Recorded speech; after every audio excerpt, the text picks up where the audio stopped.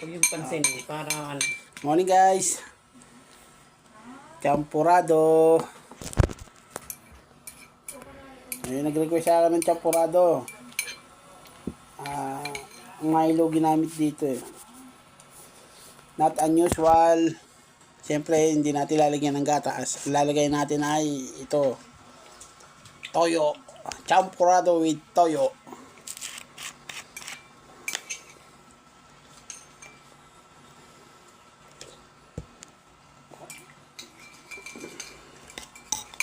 Ang palakas ng toyo yan.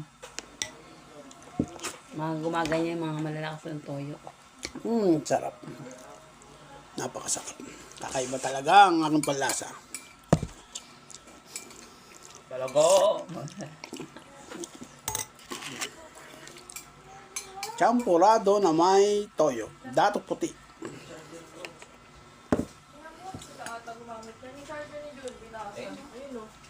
Nakain ba kayong ganito? Champurado na may toyo?